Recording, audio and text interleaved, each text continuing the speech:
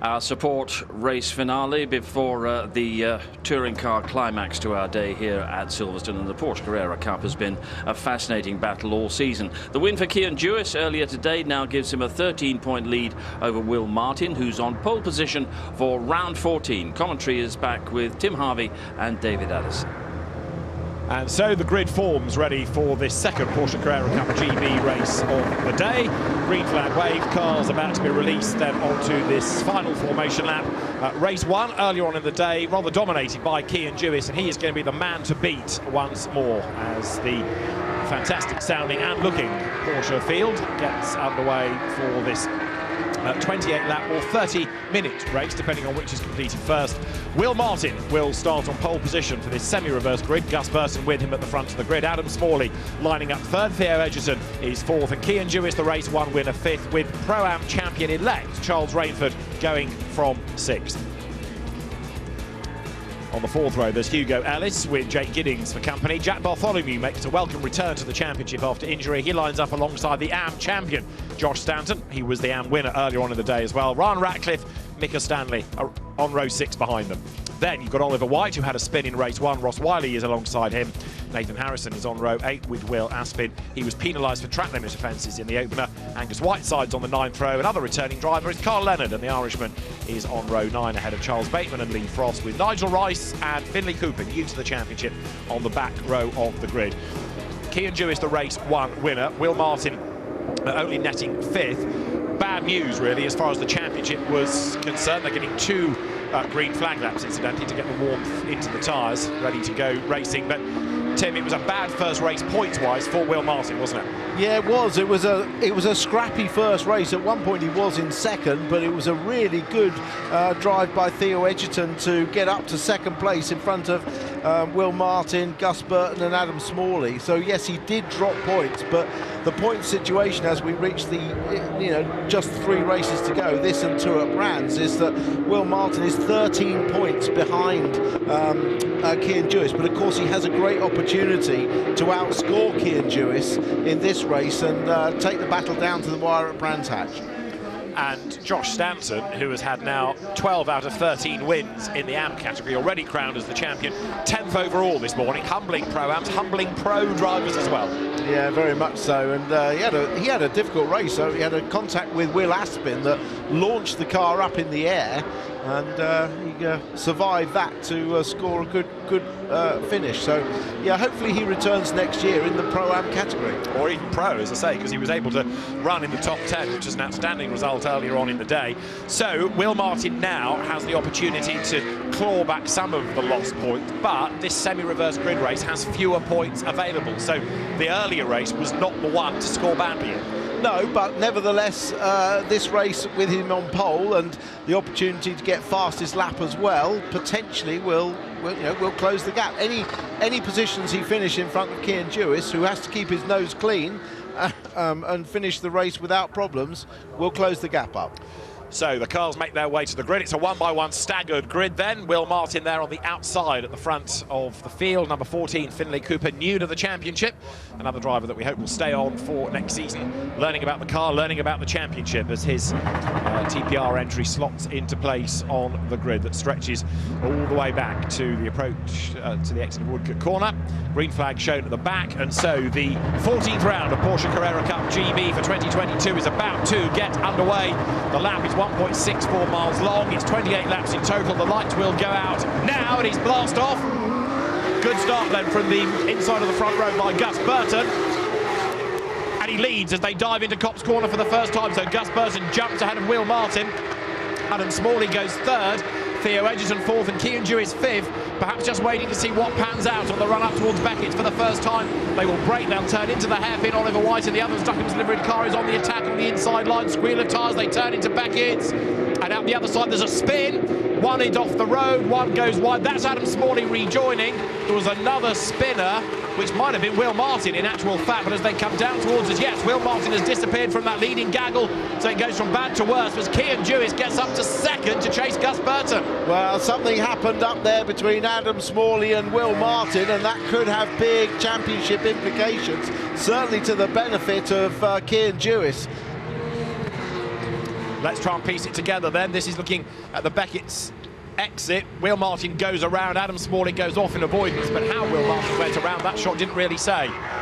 No, there was potentially contact on the way into the corner. Yeah. These cars take some stopping on cold tyres on the front, but we don't know what happened exactly, but that's really hurt their situation. Will Martin, he was slow off the line, Will Martin was, and he wasn't actually anywhere near the front of his grid box, so he was already, if you look, well, you can't see from here, but he's a long way back, but Gus Burton gets an absolutely mega launch and is immediately alongside. No way that Will Martin can close the door. Smalley at that point nicely in third, but it all kicked off at Beckett's. And Will Martin came through 22nd, Stone last, with a lot of work to do. And Adam Smalley also delayed in all of that in 16th place, trying to fight back then. So up towards the exit at Woodcote Corner come the race leaders. Gus Burton goes through ahead now, and so his advantage is 7/10 of a second over Cian Jewis. Although Jewis has just done the fastest lap of the race, he's got a perfect opportunity here to score really well across both races and almost move the title fight out of reach. And Will Martin, there's more drama at Copse Corner there. Nigel Rice getting involved. And Will Martin was in that as well as he tried to make progress. Will Martin goes off the road and back on again. This is unravelling around him. It really is going from bad to worse, isn't it? Nigel Rice back in the championship. Remember, he had that massive roll at Snetterton coming through the bomb hole after contact with Ian Loggy, it was, who was making a guest appearance, and the car wasn't repaired before, but nice to see him back out. So the race leaders are on lap 3. This might tell us exactly what happened to Will Martin. So he might have had a tap in the back there from the late-breaking Nigel Rice, which in turn sent Will Martin wide. But either way, this is just the race from a nightmare for him right now. As up front, Gus Burton is leading by 7/10 of a second. And last time around, once again, Cian Jewis was that little bit quicker as he tries to edge back into the mix. Gus Burton, double winner this season. Oh, so nearly won the first race at Donington. Then it was a long time before he actually did take his first win. But with not only him being new to the championship, the team as well, they've gelled finally. There, Ron Ratcliffe gets up the inside of Ollie White and goes through. Ollie White, number 2, forced out wide. And so Adam Smalley is also going to be looking for a way past as they accelerate down. Wellington straight now, all of this going on for 10th place overall. Ollie White coming here, a circuit he knows well from his Formula Ford days. Really hoped he would go well, but it hasn't gone so well after that spin in race 1. That's right, so tries to fight back. He's ahead of his teammate, ahead of Jack Bartholomew as well. Look as they come through. So this is now 11th, 12th, 13th. Pit boards go out, the old-fashioned way of delivering the information to drivers as they come past the pits, and the lead gap is down a little bit more. 6/10 now. Gus Burton to Cian Jewis. Yeah, Jack Bartholomew just coming into shot there between the two Duckham's cars. Great to see him back in a racing car again. He's been out for a good little while after a very nasty cycling accident on the road. So a long road back to fitness, but great to see him back out. Welcome back to the championship, Jack. Yeah, that was the car that Josh Malin was looking after for him and doing great things with, but Jack back in the hot seat, fending off Adam Smalley right now, the Porsche Junior for this season and next. Now Gus Burton still leading the way as the cars dive down Wellington Straight. In the classes, Pro-Am is Charles Rainford, and he is well clear of Hugo Ellis at the moment. And in the AMs, get this, Josh Stanton not only leads, he's 7th overall. The leading AM is 7th. Yeah, that is fantastic performance in front of, as you say, several pro category drivers. He's really just got better and better and better, has Josh Stanton this year. There he is, mentored by Adam Wilcox, himself a GT gun and single-seater racing front runner, championship winner in years past as well, and the experience has really helped Josh Stanton. His uncle Richard raced at Le Mans for Morgan, remember, a good few years ago, and turns now up through Beckett's. Now, up front, lead gap 4/10 of a second. Cian Jewis is starting to apply pressure. There he is, the second of these two cars, onto Gus Burton, the race leader. They dive down towards Brooklands, they turn into the left-hander, and Cian Jewis just tracking now whether it's worth making a move, and if it is, where and when he's going to do it, because the last thing he needs is to go off the road and jettison points, but he'd like as many as he can get. Yeah, he doesn't need to take any risks at all, does he? Because he's going to extend his championship lead. It's all worked out well in his favour. He's got fastest lap, which is an extra point as well, so he can use Gus Burton as a really nice marker just in front, but not take any risks. Theo Edgerton is 1.7 seconds behind behind, so he's got no pressure from behind, so a very nice situation for Gus Burton to be in. And Will Martin then, number 10, going through. He's just got himself up into 18th place, but that's only 10th in class, so he's still a huge way back compared to Cian Dewis. He's now closing up onto the back of Carl Leonard there, look, as they come through Beckett's. Carl Leonard returning to the championship, but of course new to this car. There are the leaders. It's a different generation of the 911 GT3 Cup, so the cars come now through Luffield. There you've got Theo Edgerton keeping at bay Charles Rainford.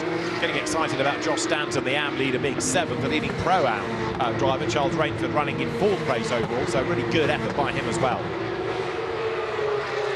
The leaders come through then. That now puts 7 laps in the book. And last time around, Dewis, again, just fractionally quicker than Gus Burton for the race lead. 28 laps, even on a shortish circuit like this. Quite a long race as you look at Adam Smalley there, going through 13th place, hunting down Jack Bartholomew, who is looking for a way past Ollie White. And Ollie, as we've been saying, does know this place from Formula 4 days, and he's going pretty well there, keeping at bay some of the people that are often ahead of him. In the meantime, Josh Stanton has got Mika Stanley up behind him, and then Will Aspin, who was penalised for track limit dramas in race 1. This, the lead battle. Burton fending off Dewis. Yeah, I was just having a quick look at the points to see whether it was mathematically possible, if the positions stay as they are, for Cian Dewis to actually provisionally wrap up the championship without scoring a point at Brands, but that isn't actually possible at the moment. It'll be close, but it won't be possible.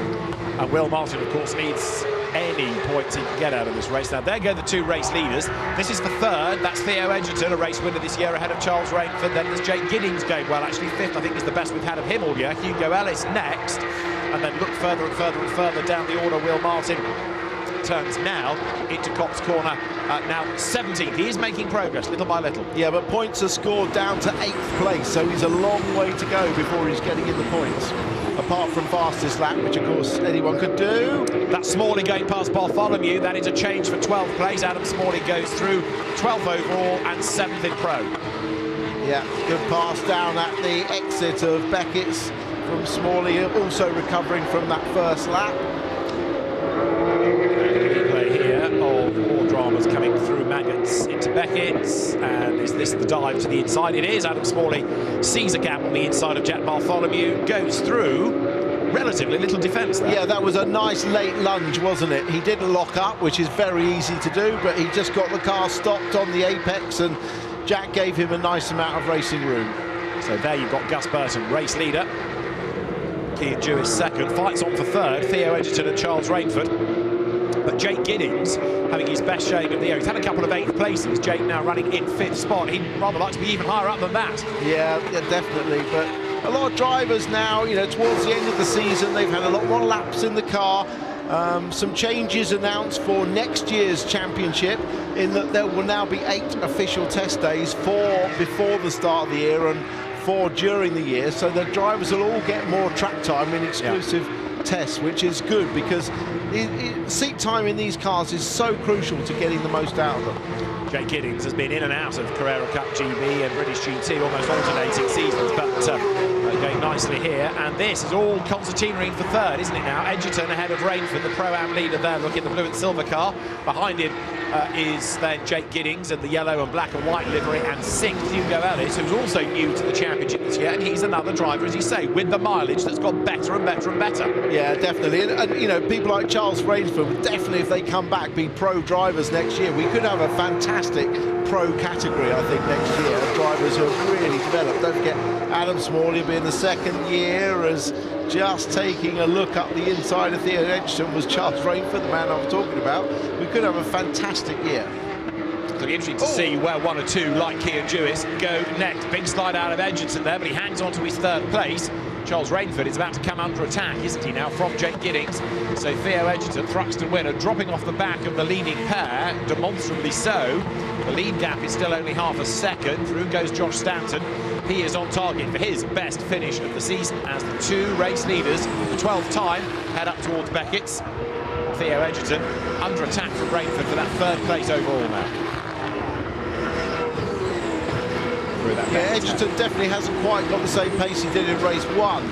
I wonder if he didn't have such a good set of tyres for this 2nd race, maybe a used set, having used more tyres in qualifying. He's got 3 sets for Friday qualifying and the 2 races of new tyres, that is. Well, that's Kian Jewis you're looking at, championship leader, second on the road to Gus Burton, and accelerating now up through Woodcote. There was a big flash in the lights last time. It's kicking off here between Ryan Ratcliffe, Ollie White. Adam Smalley gets up the inside of his teammate and will go through. Adam Smalley then comes out ahead, number 21, so he moves himself to the head of that inter-Nissan battle.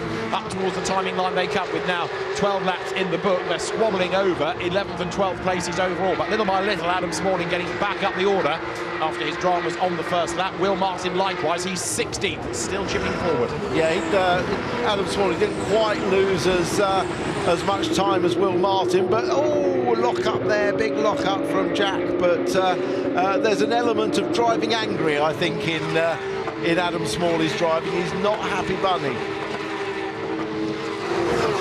But it's sort of controlled aggression, isn't it? It's not the red mist. He's not driving into people or falling off the road. He is attacking. This was Ollie White trying to go around the outside of Ryan Ratcliffe, hit the curb, got into the back of him. That sort of forced them both wide, and Adam Smalley thought would be up the inside of his teammate. He goes, gains the place. Yeah, that actually helped him out, didn't he? His teammate helped him out then. Got through. Right, there are the race leaders. It's still hovering around the half a second mark, and we've still got half the race to go. Black and white flag for number 41. That is Jake Giddings. So he needs to watch track limits, and this is a long race, 28 laps. Yeah, we had quite a lot of people in the first race and this losing a lap time. They're also being warned, but if you keep on doing it, then the time penalty comes, as Will Aspin discovered in the opening race. That's Josh Stanton, remember, he's the AM champion, he's the AM leader, he's 7th in the race. The next of the AMs is 20th. Yeah. So out of Brooklands comes Josh Stanton now, number 95. This the JTR run car, Mick Tandy's team. And the race leaders are already over the timing line. As you look at Theo Edgerton in the TPR entry, goes through. The lead gap still around the half a second mark, but it doesn't come down any more than that. 3rd, 4th, 5th, 6th. This train of cars dives down towards Cox. Then Josh Stanton rather lonely. And look at this for 8th place. It's all kicking off. Will Aspin has gone ahead of Mika Stanley now. Yeah, a little bit of a rub coming down the start-finish line, but Aspin is through on Stanley. But a big gaggle of cars behind, and now look at Smalley right on the back there of Ratcliffe. This group, and up the inside, that's the same move he pulled before.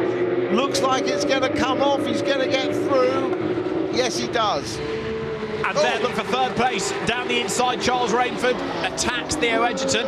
He doesn't need to be doing this, it's not his battle, it's pro versus pro-am, but Rainford is absolutely determined to get an overall podium if he can. That would be a fantastic result, wouldn't it? Good to see Carl Leonard back in the championship. He was a stalwart of the early years, very much so, of Carrera Cup. A winner himself up at Croft, I remember, and a pole sitter in his own right against all the other pros up at Alton Park. And of course this year we're celebrating 20 years of Carrera Cup GB, many different iterations of the 911 in the championship in that time. The racing early years. And here you've got Charles Rainford, who has had a 2nd place outright this year, looking for another podium here, all over the back of Theo Edgerton.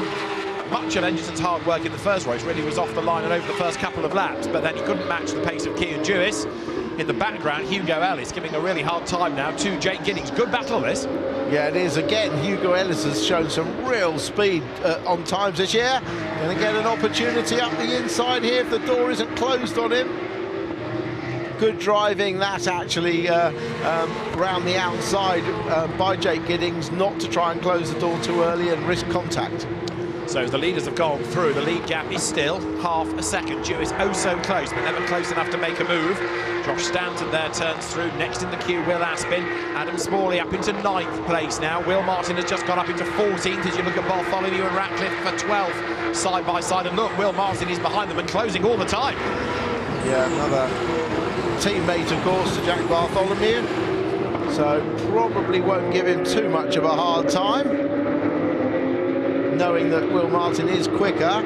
Edgerton's having to defend heavily from Rainford, which is allowing Giddings and Ellis to close up. So nose to tail, these two run through Luffield. There, number 41 behind is Jake Giddings, who's about to come off the corner now and accelerate towards the line. And of course, because of that 3rd place squabble, it's brought 5th and 6th back into the equation here. So now 17 laps are done.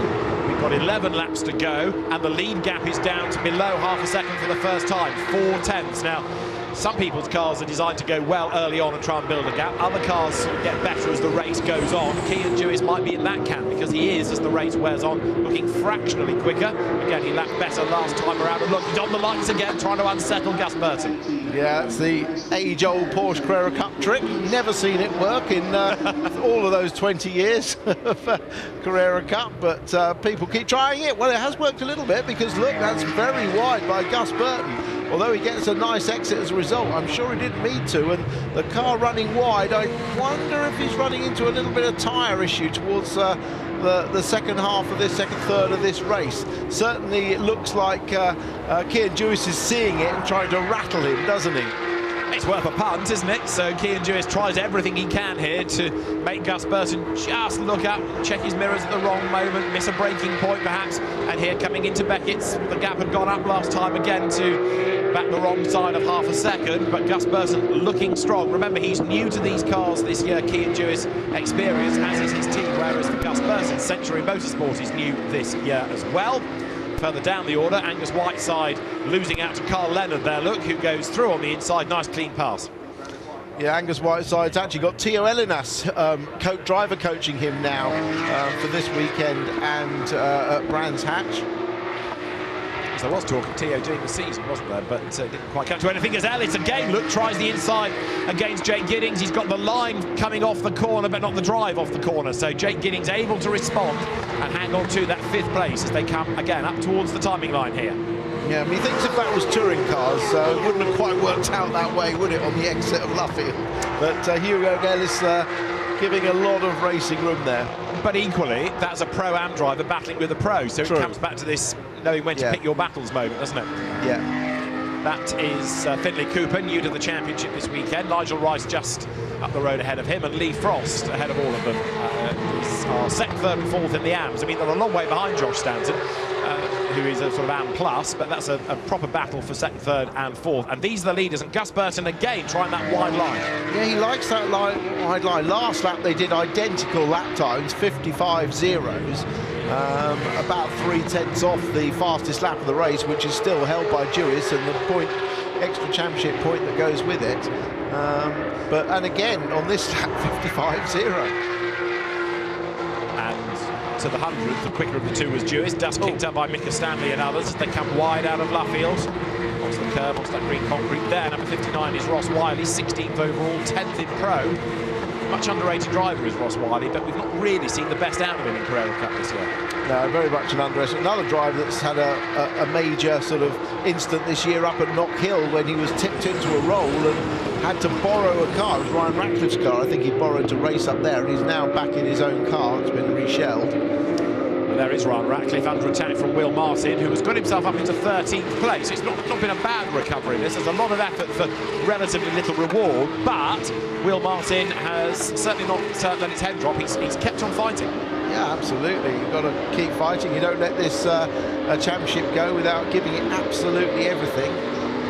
And another place beckons. They're in different classes, so it won't affect the points that Will Martin gets if he overtakes Ryan Ratcliffe, but it will release him to then close onto the back of Ollie White, who is in the same class, so that's when it becomes really important. Yeah, Ollie White's his next real target, isn't it? But for points, they've just got to get past, though. So down through Cops Corner they come. Ryan Ratcliffe turns through. Will Martin there right on his tail. This is the run up towards the Magnus Beckett sequence, and Will Martin tries to position the car so he can make the dive up the inside, but Ratcliffe covers it off. Yeah, but Will Martin is going to try and cut to the inside, get earlier on the throttle, get a good drive out. Not going to do it, though, unless he goes for a lunge into Brooklands. He's lining it up. And he does go for it, dives out of the draft. So Will Martin to the inside line. This, in the meantime, is Hugo Ellis, and he's going to get ahead of Jake Giddings, or is he? They are side by side as they come through Woodcote. Ellis on the inside, Jake Giddings on the outside line. The less experienced Hugo Ellis does claim the line for the corner and does go through. Good past that. Now, what about Will Martin? He did get ahead of Ryan Ratcliffe. He cut away from it, but up into 12 overall has got Will Martin. The dive into Brooklands worked. Yeah, 2 overtakes at the same time, wasn't it? Well, Ellis finally pulling that move off at Luffield up the inside of Giddings, and Will Martin getting a good run onto the back straight and up the inside into Brooklands to pass Ratcliffe. And this could be another dive in a moment as well. Theo Edgerton still under attack from Charles Rainford. This, remember, is Pro versus the Pro-Am leader. Now, with Hugo Ellis having got past Jake Giddings, he now is closing on Charles Rainford. All of a sudden, admittedly, we've only got now 5 laps to go, but we could be on for a Pro-Am lead battle because Ellis' release is really pushing. Rainford's last lap was a 55.2. Ellis a 55.2. It's game on between these two cars. Yeah, right, and they're running in 4th and 5th place overall as Pro-Am drivers. Yeah, the best overall we've had out of Hugo Ellis this season, 2 11th places, and here he is. He could be on for 4th overall. He could be on for a first-class win. Yeah, absolutely. We'll watch that battle closely. Oh, it's close at the front again. Look. It is. Jewis is right up 9. I must say, I mean, Gus Burton likes that outside line. It's just leaving the door perilously wide open on the apex, and you know, there was almost contact there as he came back online, and he does get a very good exit. But sooner or later, if Kian Jewis has a good amount of front-end grip in that Porsche, he's going to stick the nose in there, isn't he? Although he doesn't want to risk contact. The actual points he's going to get from this race are very good, but for a racing driver, seeing a gap like that is very hard to resist. Yeah, that might have been a bit of a wake-up call or a scare for Gus Burton to make him think, yeah, better not keep doing that, because Jewis is now close enough to take full advantage. Down Wellington Straight again they come, although to that point the gap just seems to widen ever so slightly. Burton is the leader. It was only 3/10 when they came across the line last time. This lap 25 out of 28. Let's see what Gus Burton does up towards Luffield. Well, let's not, because down the pit lane comes Oliver White, sadly. That's him out of the race, but the race leaders come through Luffield, and it remains Burton ahead. Jewis in 2nd place. Yeah, I think that Gus has got enough pace over the rest of the lap and feels that he can take that wide line because he's got enough distance, but Kian Jewis is very quick through Brooklands and does close quickly into Luffield. And behind, the gap is right down between Charles Rainford and Hugo Ellis for the Pro-Am lead as well. That's only 3/10 of a second, so there's a battle for the overall and the Pro lead. There's a battle for the Pro-Am lead. Can't say the same in Am, because Josh Stanton is nearly in the Brands Hatch races, so far ahead of the class opposition is he. But here, on lap 26 of 28 for the race lead, Jewis, again, proving that the lights work. Closes, coming down towards Brooklands. They turn into the left-hander. Look at the margin they've got over here. 3rd, Edgerton. 4th, Rainford. 5th is Hugo Ellis. He's not close enough to make a move. The leaders are nose to tail, coming out of Luffield, incidentally, heading up towards the timing line. And as they do so, this will be the end of lap 26. There they go. 2 laps to go. Burton it is. Jewis still on the lights, right with him. Yeah, I think you could spend too much time on the lights, mate. Really,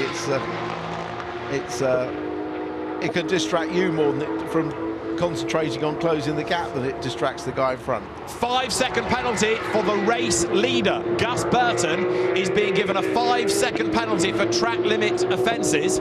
So he's had times disallowed, and now a 5-second penalty for Gus Burton. Kian Jewis is going to win the race without needing to overtake. Gus Burton isn't going to be able to pull out 5 seconds. He's not going to be able to pull out 5/10 in the remaining space of the race. And so Gus Burton, for track limit offences, is going to lose the race to Kian Jewis behind him. Well, we've seen that already this year. Results being changed as a result of track limits, and it's hard to accept. You know, Gus Burton's driven a very good race. He's going to end up 2nd because they're 10 seconds ahead of Theo Edgerton, so he'll end up 2nd, but not a way to lose a race win. Really not. Well, he certainly had 2 track limit offences. He may have had more, because it's a scrolling page on our screen, and I can only count quickly 2 of them. Others may have fallen off the scroll. But either way, Gus Burton, who was led all the way, is going to have the win denied him because of track limit abuses. He's going to be 2nd, but so what? Because he wants to be the winner, and if he's got the information, then he'll be very, very disappointed about it. There's no way in a couple of corners he's going to be able to pull out the margin over Cian Duis. So Cian Duis in second place, never able to find a way through, but it's going to inherit the race win. And what has been a really good race between these two, sadly, is going to have a slightly distorted result as Gus Burton takes the checkered flag, and on corrected times, Cian Duis wins round 14 of Porsche Carrera Cup GB, and it's a very happy Team Parker Racing squad that have got the information off the timing screen. So that's Theo Edgerton coming through on the road for third. Does Gus Burton hang on to second place? Yes, he does, but he won't be happy about it. No. Scott Morvan there on the pit wall working as driver coach for Parker Racing, but yeah, very, very sad end to that race, because you have to say Gus Burton drove an excellent race. He did. The clerk of the course, Colin Oakley, may say, well, not totally excellent because he exceeded track limits, but I know exactly what you mean. Now, this is for second, third and fourth in the AMS. These are the sort of Silver Dream races where you've got Lee Frost, Nigel Rice, Finlay Cooper all together, and they've been scrapping amongst themselves, racing on. Finlay Cooper is going to be last in anti-penultimate place. Then it is Lee Frost, and between the two is Nigel Rice. So Cian Duis ends up with 2 wins in the day, and that puts one hand on the championship trophy. Charles Rainford with another class win. I think also we can pretty much say he's Pro-Am champion, subject to confirmation, but Cian Duis has had the day of days there. He's had a perfect score, 2 wins, fastest laps, really good, and pole position, so really good. But just going back to the track limits, it's, you know, it's at Copse Corner, and it's not as a result of a pressure plate and a camera as we have at MSV circuit. It's just a judge of fact. And when you're the lead car with another car behind, the judge of fact only sees the front car, he doesn't see the back car. Here's your result. So